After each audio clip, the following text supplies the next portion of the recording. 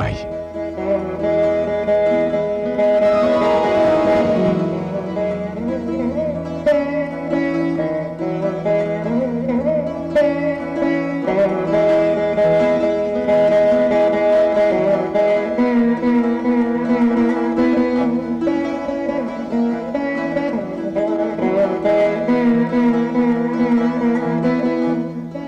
यशस्वी भाव। राजन, ये कैकेयी के राजपुरोहित हैं। आयुष्मान भव राजन। मैं कैकेयी राज्य से महाराज कैकेयी की ओर से उनकी सुपुत्री राजकुमारी कैकेयी के वागदान की प्रथम विधि संपन्न करने आया हूं। दासी, कृपया ये श्रीफल एवं उत्तरीय स्वीकार कर पूरे कैकेयी राज्य को आभार का अवसर दें। ये तो परंपरा है राजन, स्वीकार कीजिए। ओम स्वस्ति न इंद्रो वृद्धश्रवाः स्वस्ति नः पूषा विश्ववेदाः स्वस्ति नस्तार्क्ष्यो अरिष्टनेमि स्वस्ति नो बृहस्पतिर्दधातु। राजपुरोहित जी, इस विधि से रघुकुल ने राजकुमारी कैकेयी को अपनी कुलवधू के रूप में और राजा दशरथ ने अपनी भार्या के रूप में स्वीकार किया, और मैं रघुकुल का कुलगुरु होने के नाते इस विवाह को संपन्न कराने की घोषणा करता हूं। शुभमस्तु। ये न कहिए कि आपका मुझ पर कोई अधिकार नहीं है देवी। आपने मेरे प्राणों की रक्षा की है। मैं आपका ऋणी हूं और ये ऋण मुझे सदैव स्मरण रहेगा। और मैं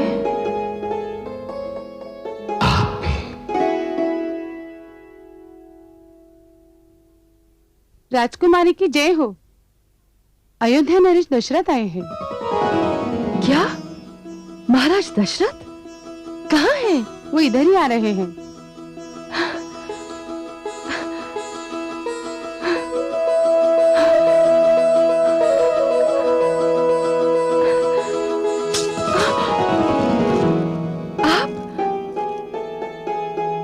मुझे देखकर आश्चर्य हो रहा है देवी। आश्चर्य?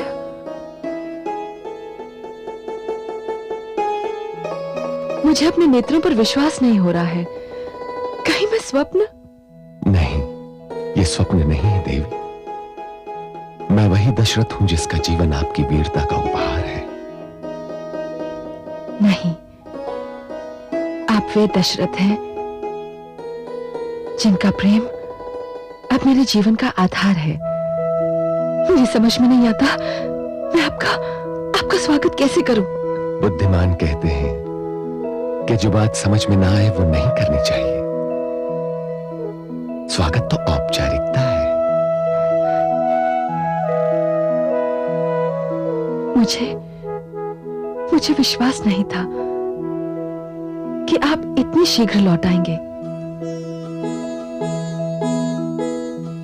और मुझे हर पल स्मरण था कि यहां मेरी प्रतीक्षा की जा रही है, और यह भी स्मरण था कि यहां कौन मेरी प्रतीक्षा कर रहा है। मेरे नेत्रों पर आपके चित्र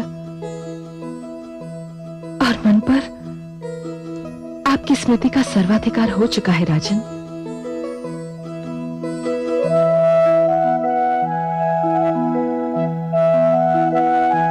आपने ये नहीं पूछा कि मैं यहां क्यों आया। क्यों पूछूं?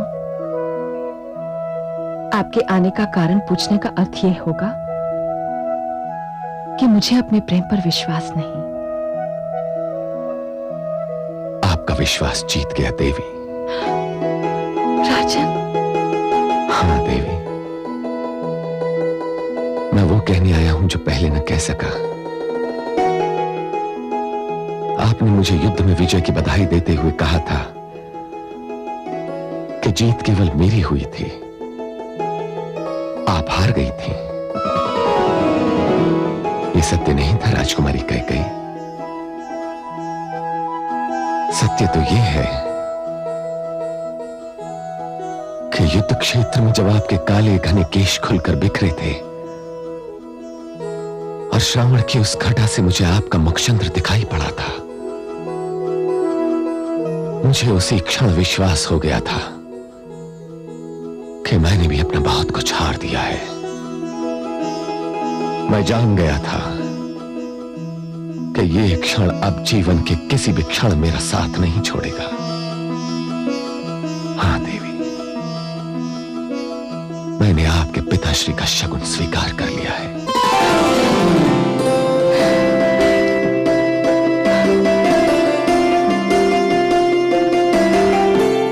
राजन, मुझे ईश्वर ने हृदय इसीलिए दिया था ताकि मैं उसे आपके चरणों में रख दूं।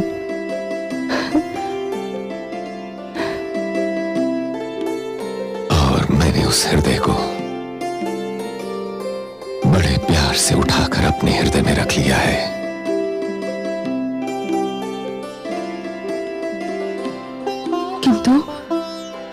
किंतु राजन, मैं समझ गया कि आप क्या जानना चाहती हैं।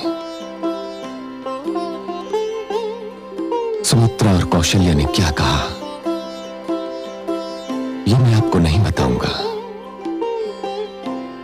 बस इतना ही कह रहा हूं कि वे दोनों व्याकुलता से आपकी प्रतीक्षा कर रही हैं।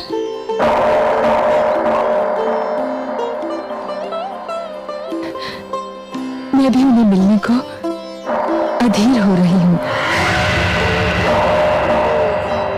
आप मुझे जाने की अनुमति दीजिए देवी। वहां अयोध्या में लोग मुझे खोज रहे होंगे, सोचते होंगे कि मैं न जाने कहां जाकर छुप गया।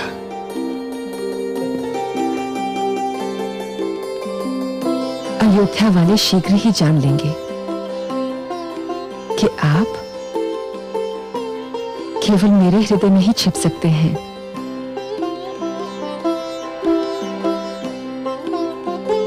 अच्छा देवी,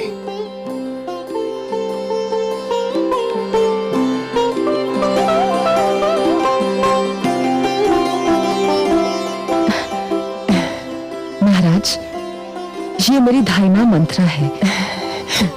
मैंने इसी की गोद में अपनी आंखें खोली थी। मंथरा ने मां बनकर पाला है मुझे। दाई मां को मेरा प्रणाम।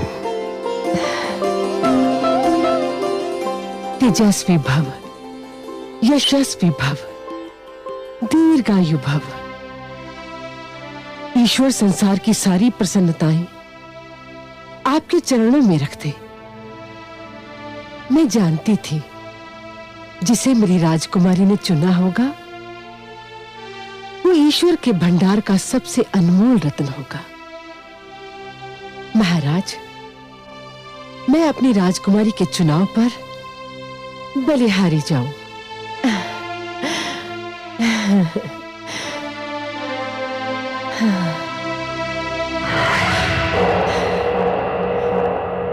वाह पुत्री, चुना भी तो 2 पत्नियों वाला पति।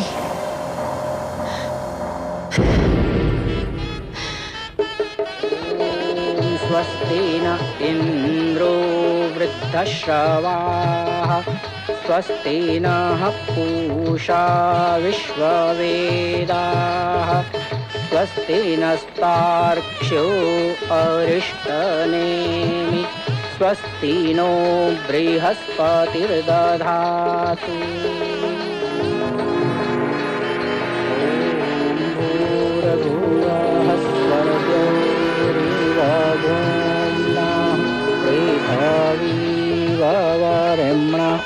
तस्यास्ते पृथ्वी। तेरे संपन्न हुए, अब आप अपने बड़ों से आशीर्वाद लीजिए।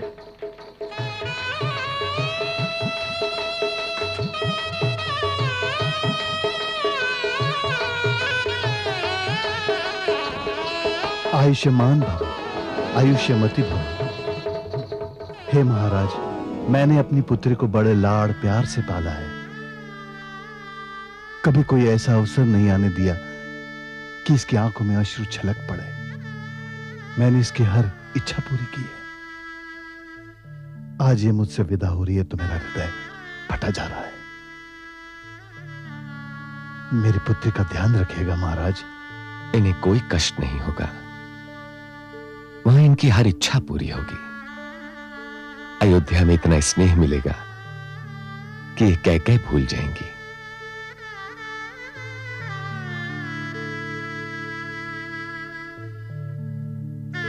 एक और विनती है महाराज।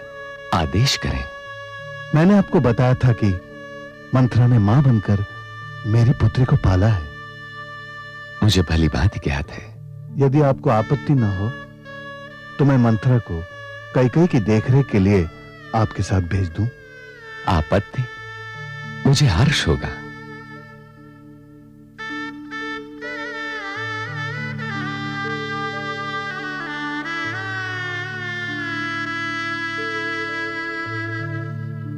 आइए देवी।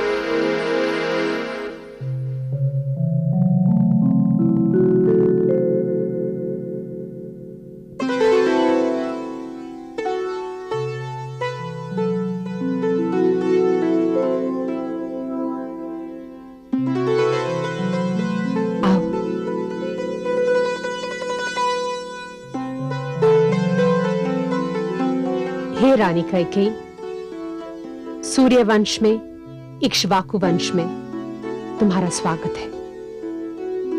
अब अयोध्या ही तुम्हारा घर है। मैं जानती हूं तुम वीर हो, बुद्धिमान हो, समझदार हो। महाराज तुम्हारे विषय में हमें सब कुछ बता चुके हैं, किंतु मैं आयु में तुमसे बड़ी हूं, इसलिए तुम्हें यह बताना मेरा कर्तव्य है कि पुत्रवधू दो वंशों की मर्यादा लेकर आती है और उसे ये दोनों मर्यादाएं संभालनी होती है।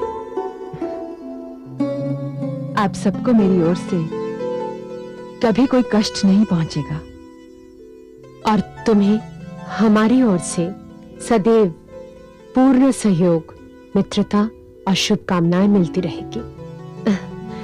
तो मैं चलती हूं। नवजीवन की एक बार और बधाई।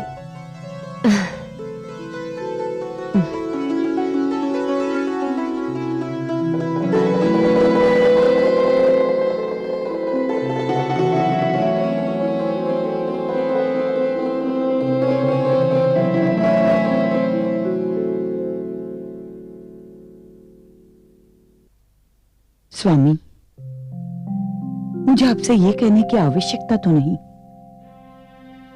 किंतु फिर भी आप जिसे अर्धांगिनी बनाकर लाए हैं उसके साथ वही व्यवहार कीजिए जो मेरे और सुमित्रा के साथ करते रहे हैं।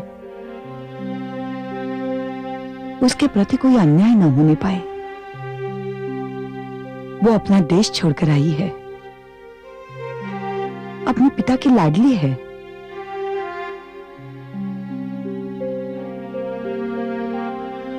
आप महान हैं, पटरानी होते हुए भी कैकेयी के प्रति जो प्रेम और स्नेह का प्रदर्शन आप कर रही हैं, ये गुण हर स्त्री में नहीं होता।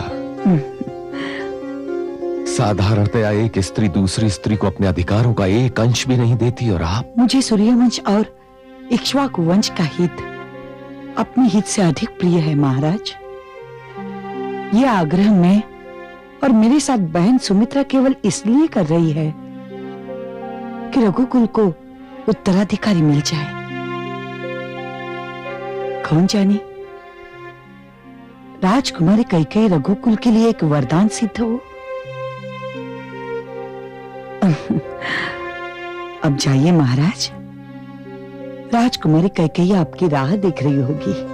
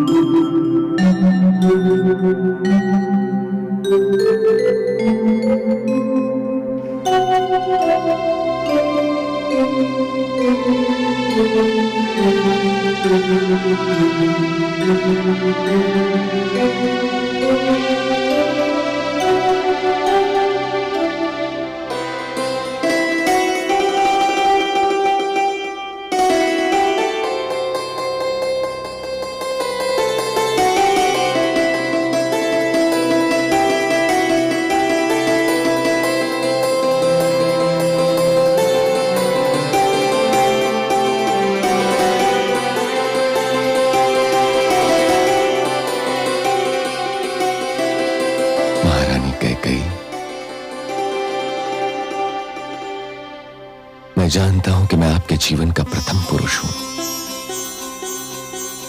और मैं ये भी जानता हूं कि आप मेरे जीवन की प्रथम नारी नहीं हैं। किंतु इसका यह अर्थ नहीं कि आपकी महत्ता किसी से कम है। हाँ, यह संभव है कि आपने जिसे नायक चुना है वो सर्वश्रेष्ठ सिद्ध ना हो।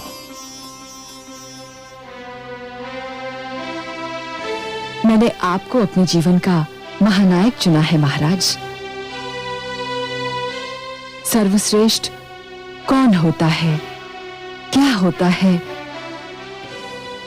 इसकी व्याख्या केवल मैं कर सकती हूं। यह अधिकार मेरा है।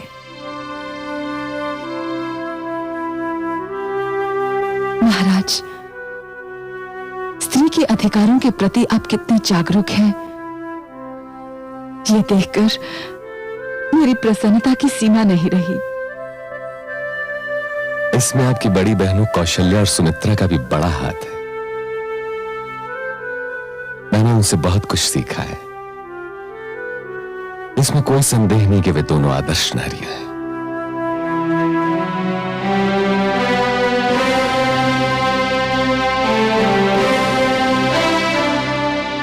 महाराज, इस कुल में आने से मैं धन्य हो गई। आपके संग नवजीवन आरंभ करने से पहले मुझे अपनी बड़ी बहनों से आशीष ले आने दीजिए। चलिए, मैं भी आपके साथ चलता हूं। नहीं महाराज, मैं अकेली जाना चाहती हूं। जैसी आपकी इच्छा।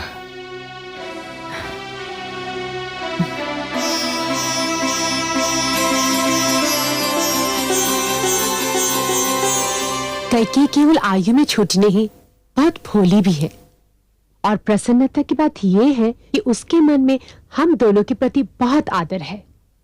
मुझे भी वो पहली दृष्टि में ही भाग गई।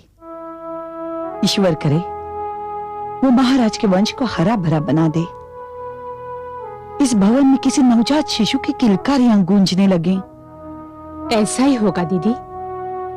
सत्य कहते हो सुमित्रा, यदि कैकेयी के गर्भ से शिशु जन्मा तो मैं उसे अपनी संतान समझकर कलेजे से लगा लूंगी।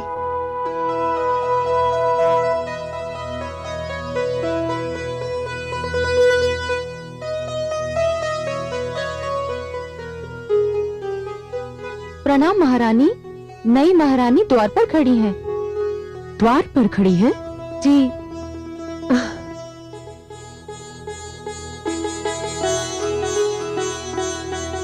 तुम यहाँ क्यों खड़ी हो?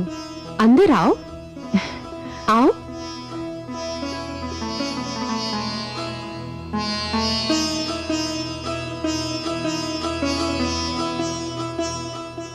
तुम द्वार पर क्यों खड़ी थी बहना? भीतर आना चाहिए था। मैंने सोचा कदाचित आप दोनों कुछ निजी बातें कर रही हैं। अब यहाँ ऐसे कोई निजी बात नहीं होगी छोटी रानी जिसमें तुम सम्मिलित ना हो। अब तुम हम सब के जीवन का अंश हो। नवजीवन आरंभ करने से पहले मैं आप दोनों का आशीर्वाद लेना चाहती थी।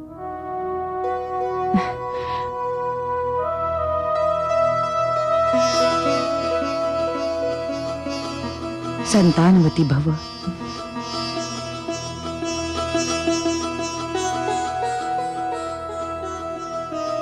सौभाग्यवती भव। मैं आप दोनों को विश्वास दिलाती हूँ कि मैं आप दोनों की छोटी बहन ही बनकर रहूंगी। और हम दोनों तुम्हें विश्वास दिलाते हैं कि हम तीनों बहनों की भांति मिलकर रहेंगे। अब तुम अपने कक्ष में जाओ। महाराज प्रतीक्षा कर रहे होंगे। चल आओ।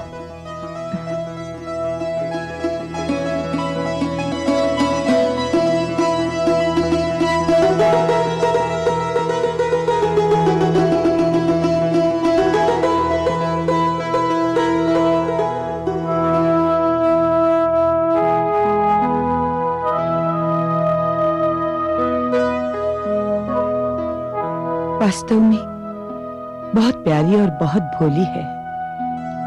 सत्य कह रही हो दीदी।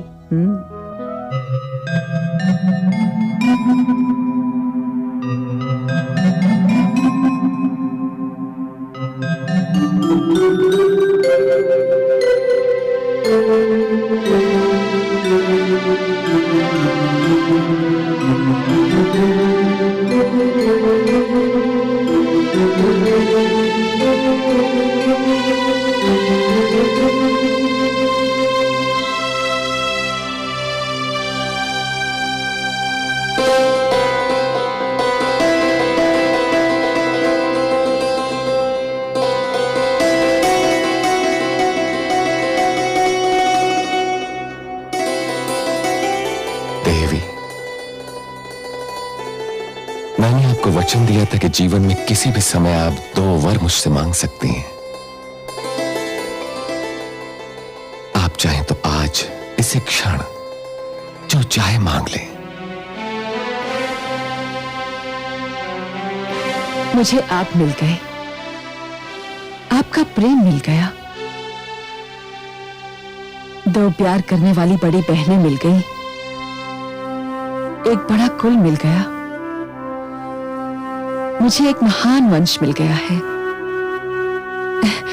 अब तो ईश्वर से भी कुछ मांगने की इच्छा नहीं रही। आपसे क्या मांगूं? यदि कोई आवश्यकता हुई तो आपसे नहीं तो और किससे मांगूंगी? अभी मुझे कुछ नहीं चाहिए।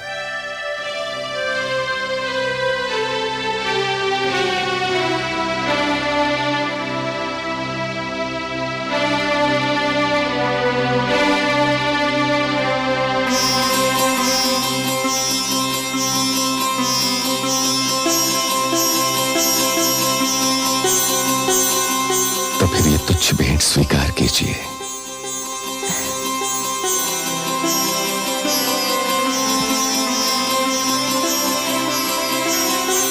जो आपसे मिले वो तुच्छ हो ही नहीं सकता, क्योंकि उसमें आपके हाथों की सुगंध खुली होती है। महारानी कैकेयी,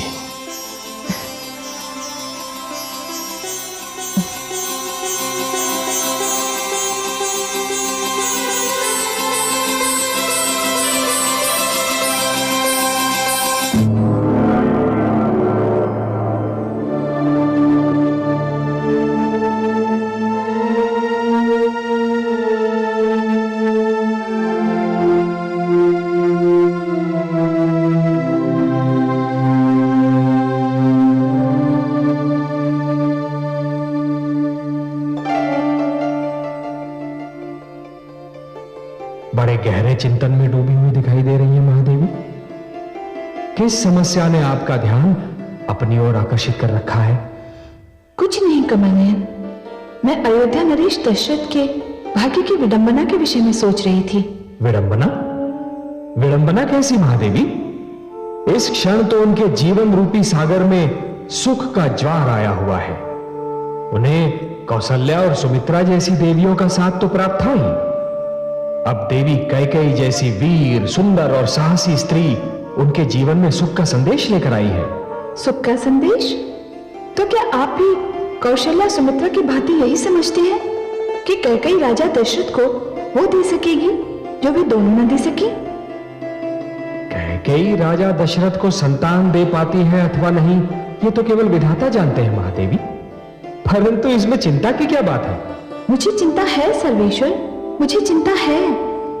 यदि दशरथ को संतान नहीं मिलती है तो उन्होंने आज जिस सुख का अनुभव किया वो क्षणिक सिद्ध होगा, और यदि उन्हें संतान मिलती है तो श्रवण के माता पिता का श्राप उनकी ताक में है।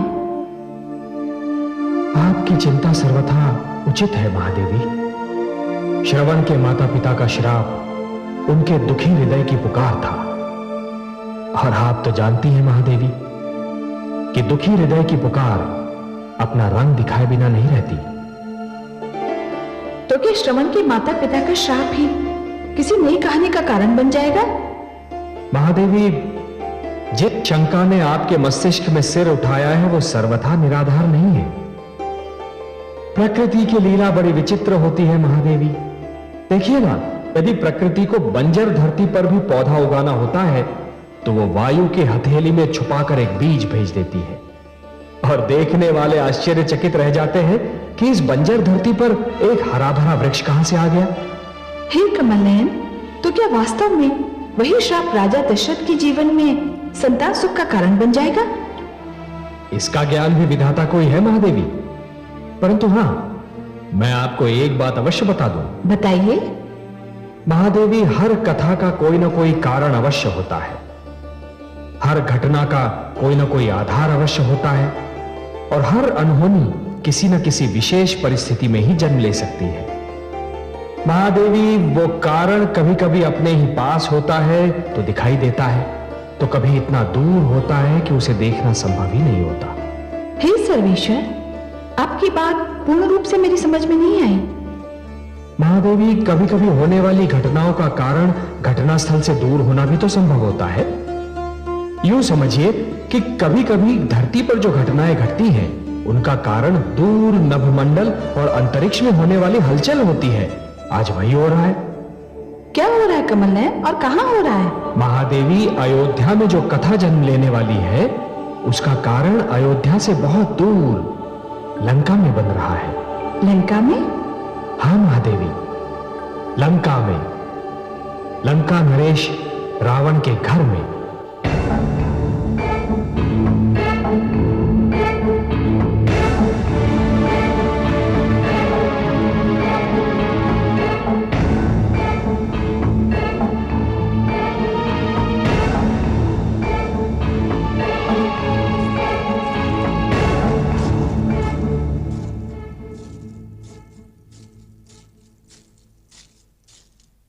आइए महारानी, विराजिए।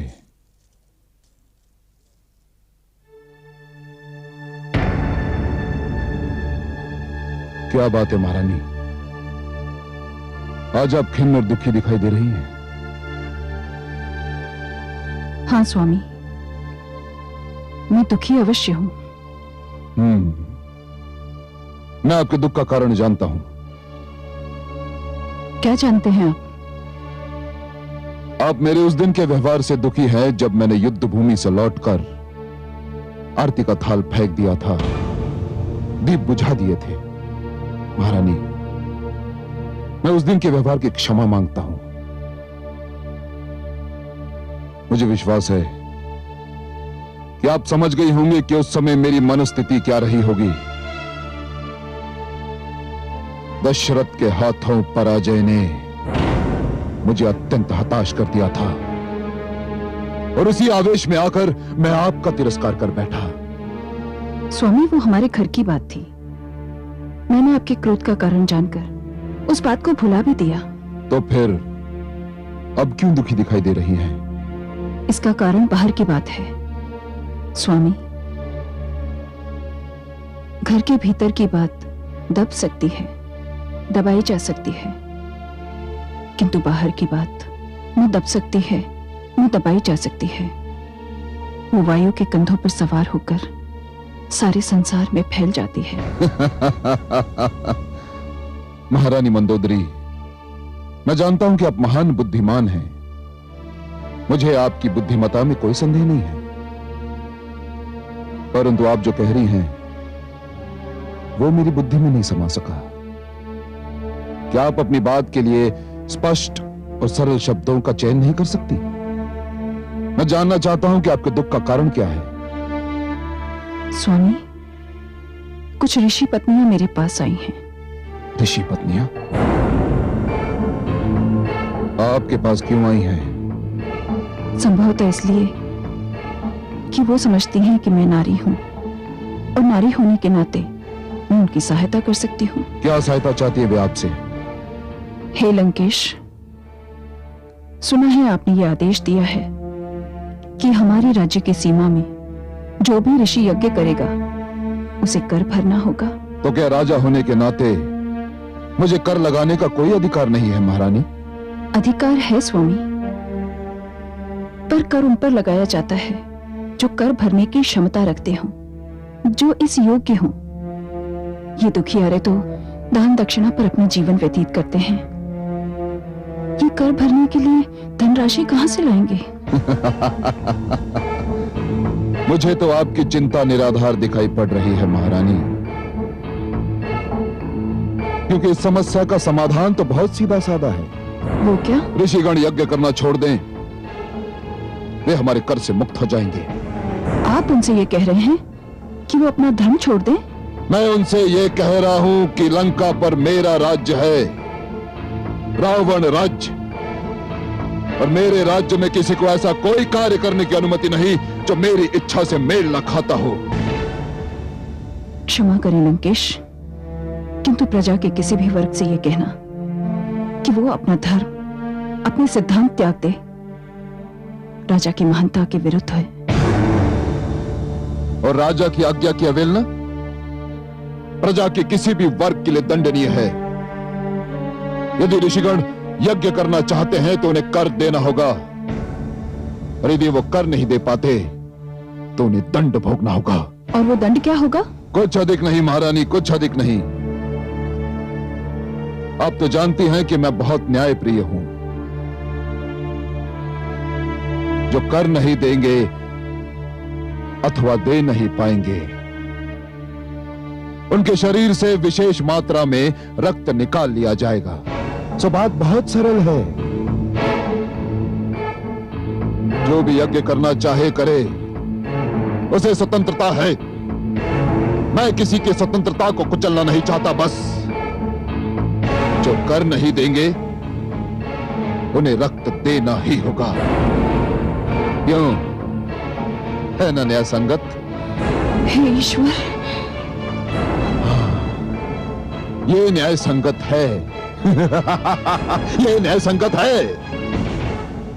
महारानी, आपसे मिलने जो ऋषि पत्नी आई हैं उन्हें मेरी ओर से शुभ समाचार दे दीजिए कि मैंने उनकी समस्या का बहुत सरल समाधान बता दिया है। अब मुझे अनुमति दीजिए। बहुत सारे ऋषिगण पकड़ कर लाए गए हैं, मुझे उनको भी न्याय देना है।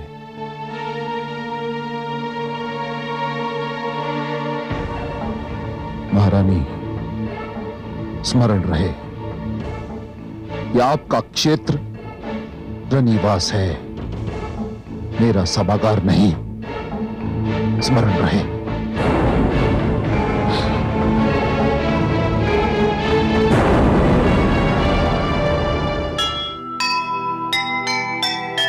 कर लेने के नाम पर बहे रक्त की धार, यह कैसा अन्याय है, कैसा अत्याचार।